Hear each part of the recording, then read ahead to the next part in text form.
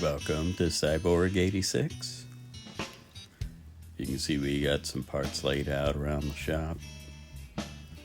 Nice quiet day here in the shop, but we're gonna make some noise here in a little bit. Miles is up in the loft trying to clean up this stack of tires. Well, it's supposed to be a stack. Should be when he's done. Careful up there, Miles. I've got most of the parts laid out here to build this trash wagon. Gonna need a few screws, but not too many on this build. Actually, I opted for a little more glue than screws this time. It's not like we'll need to tear it apart. Got the chassis here too. The holes in the back are for the bumper. That's how you can tell front from back. The front one has no holes.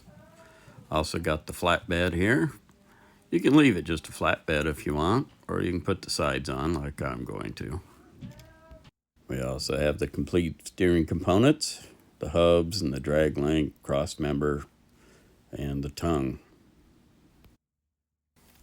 Here's the rear axle. Also got a bumper here. It has a place for a hitch so you can actually string your trash wagons together if you want. Haul lots of stuff to the dump. And just like with the original truck, you have two options for rims. You can use these LDARC X43, or you can use these ones for the cheap toy tires. We're going cheap today. This prints in multiple parts so you can paint it like I did. Here I chose a paint for the sides to match the paint on my finger. How about that?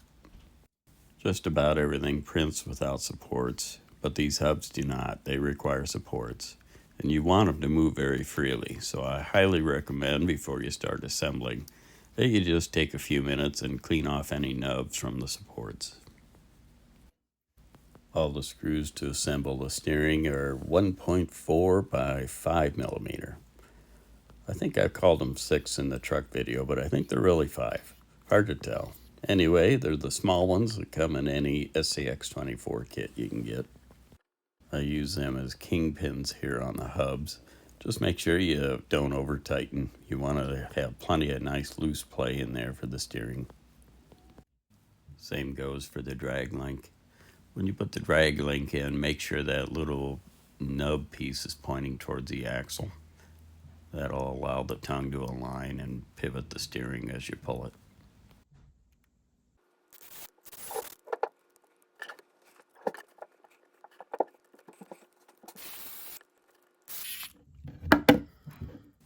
Now that that looks good, we can go ahead and put the tongue on. This will take 2 more of the screws that are all same size. When you align it, just make sure that you choose the side of the axle that is also aligned with that little steering nub, so you'll get a nice level contact where the tongue and the axle and the steering nub meet. You'll see it when you look at the part.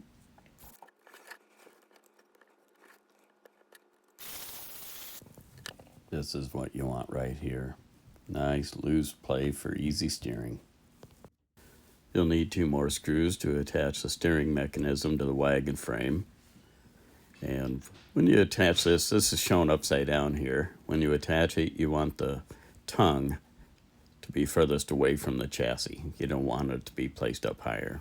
That'll help it better align with the bumper or hitch on the truck or on the wagon in front of it.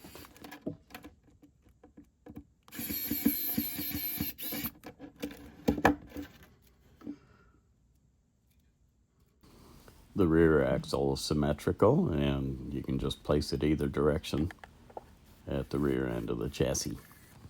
2 more screws needed. I went ahead and painted the bumper.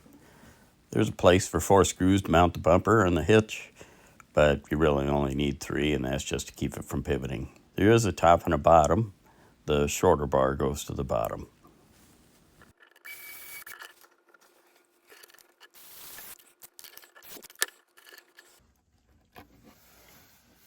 I originally was going to make the sides screw to the bed, but decided, I've using enough screws, and what's the use of taking this thing apart later anyway? So I just designed it to glue on there. And as a reminder, you can just go ahead and use it a flatbed if you don't want the sides on there.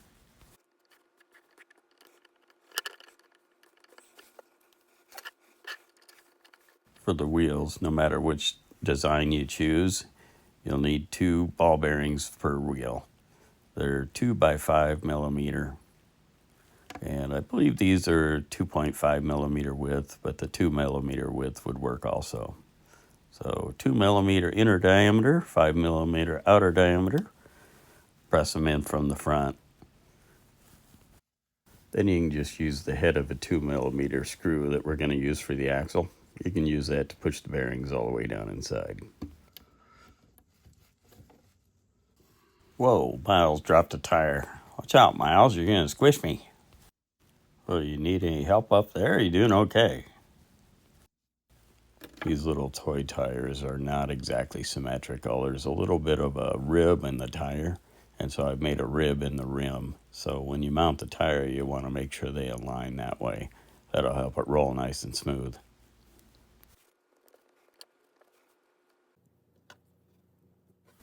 Now we use these M2 screws as axles. You can see I'm running low. I got different colored mismatch. That's okay. That'll work.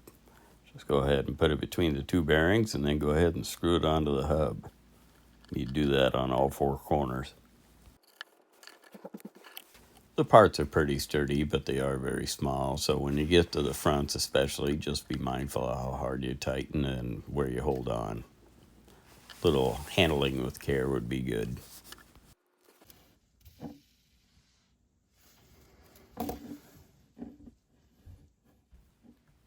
Now for the final step, we're just going to go ahead and glue this to the frame. Just a few drops is all it takes. Get it aligned where you want it, and add a few drops of glue and we're all set. And while we've been doing that, looks like Miles has them tires stacked. Good job, Miles. So let's take this thing for a spin. See how it does. Are you happy? Are you feeling alright? You're chasing money with all of your might. I'll think it over. Are you sure there ain't more tonight? I saw your new car, your fancy shoes.